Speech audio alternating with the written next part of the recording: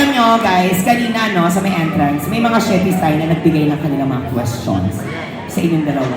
Tanda, parang layo ng man. Layo nilakbay mo.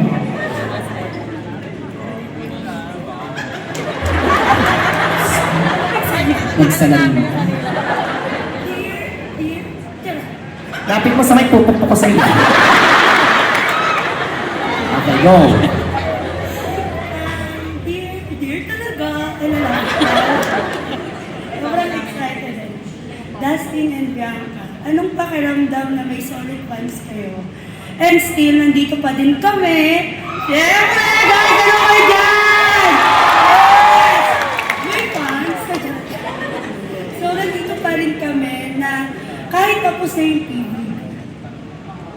From row 23, number 37. So, yun na po. Ay, baka hindi naiintindihan. Hindi Parang walang tanong, te. Go, sige. Bigyan kita ulitin mo. Ulitin. To Dustin and Bianca, anong pakiramdam na may solid fans kayo? And still, nandito pa din kami kahit tapos na yung PBB. Ayun. Nakakaiyak. Hintayin mo na muna ka na. Well, una sa lahat, wala naman kami dito ngayon kung hindi tayo sa inyo.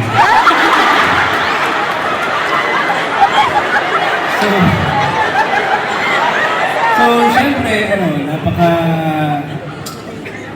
napakasarap sa pakiramdam. Tsaka, sabi ko nga palagi kay Bianca, kung magkakaroon ulit ako ng pamilya o fandom, gusto ko Dos Via pa rin.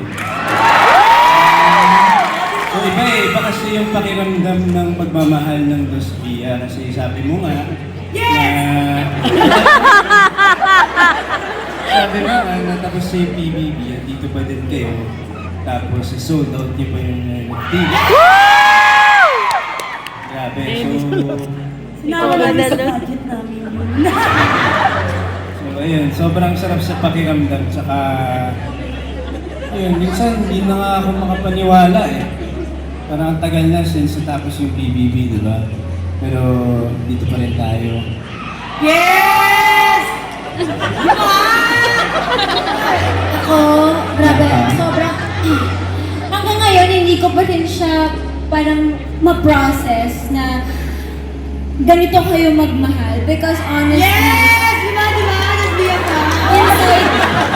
Inside PBB, syempre nakikita nyo naman, di ba?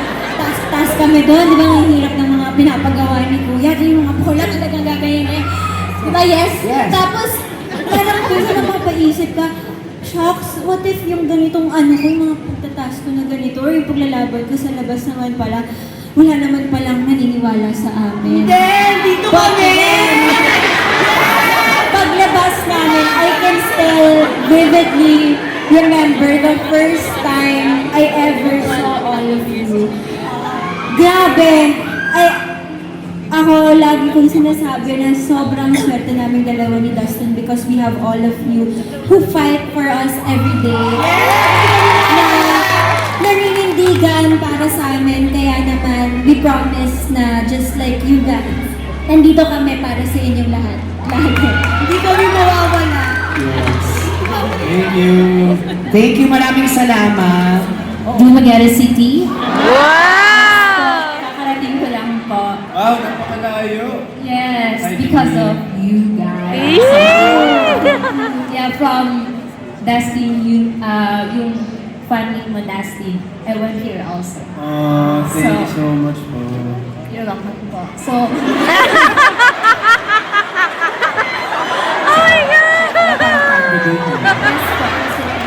So, cabinet number 1, your question.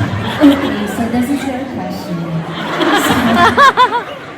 During PBB days po, diba, you talk about to travel around the world and then mag-food trip. So, I think may nangyari naman or natupad na usapan. So, this is my question.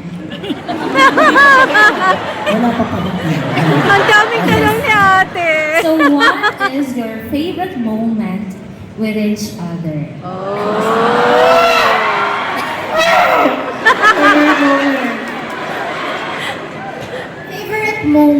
Yes. Ako, ano kasi talaga, alam niyo naman na first love ko talaga yung pagluluto. So, I really enjoy, mula sa PBB pa lang, up until now, kapag nagluluto kami together, yun yung paborito kong moment. Wow. Yun talaga, kasi wala lang, parang it's just my favorite quality time to do with Dustin. Ew! Ikaw naman.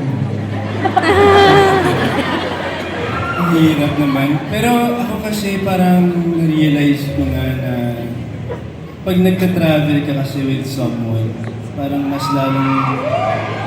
lalong mong nakikilala deeply yung isang tao. Ay. So parang ako, hindi ko makalimutan yung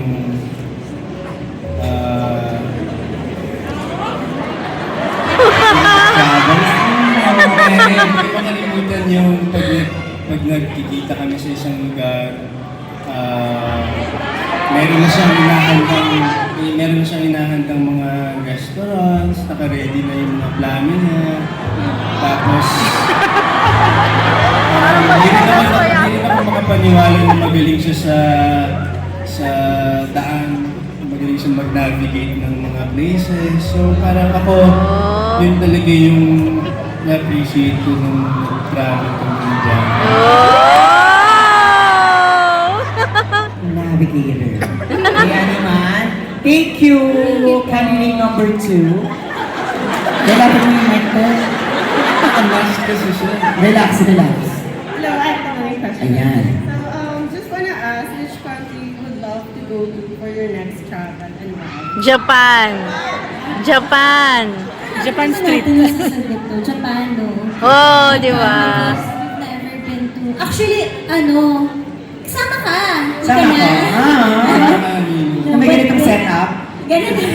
Ah. In Japan talaga because we've never been. Tapos may kasi kami Japanese food, So, Japan. Ako parang high school pa lang ako pangarap ko na pumunta ng Japan kasi nakikita ko siya sa social media, sa mga friends ko. Actually, yung before ako mag-PBB, dapat mag-Japan ako.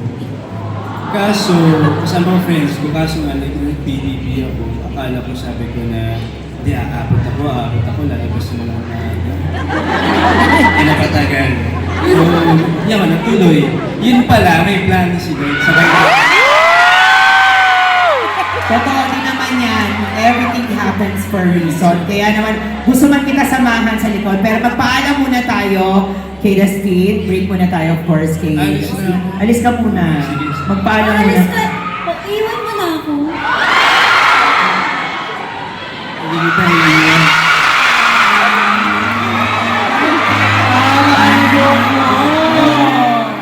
Paano yun daw napapanatili ang love ninyo sa isa't isa? At anong secret? Tama ba?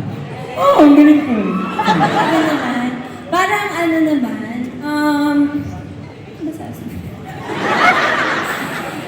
I think Dustin and I have built a very, very strong foundation ever since before. I mean, nakita niyo naman yun. I mean, di ba nakita niyo naman yung tampuhan, yung mga away-away, but I think naging malaking factor na rin na naging mag-final duo kami because from there, nalaman namin kung ano yung strengths and weaknesses ng isa't isa. And then hanggang sa outside world, marami pa rin kaming obstacles na nilalagpasan. And then from there, masasabi ko, siya talaga yung best friend ko.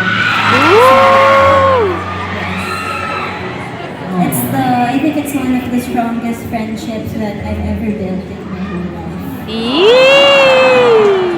Your foundation. Kaya thank you and happy foundation. Thank you.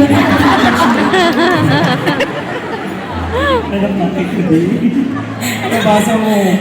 Eto naman, tawagin ako. Mamaya na yan. Grabe din. Gusto niya na ba? At ka naman gawin ng... Ay, hindi mamaya na. Ay, mamaya na ba?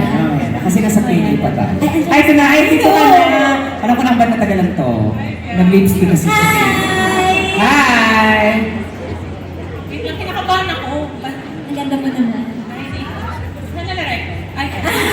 Yung question ko kasi supposed to be for the both of you, but you can answer on behalf of Dustin. Sure. So my question is, what's one trait that you love most about Dustin? Feeling ko may word din lagi sinasabi si Kuya sa bahay na malalim na word eh. Wait, yung... Hindi ka masasagot ako si Kuya eh. Masipag, matyaga, tsaka madiskarte. Yun yung word, madiskarte. Sorry, sa tip of my tongue yan. Madiskarte. Parang pakiramdam ko si Dustin yung tipo na kahit dumating yung araw na kunwari, walang-wala na siya, gagawa at gagawa siya ng paraan para makapag-ipon o para makapag-survive. So, I think yun talaga. And grabe talaga yung fighting spirit ni Dustin na kahit anong iba tungo sa kanya, kayang-kaya niya kumain. Yes! Again, maraming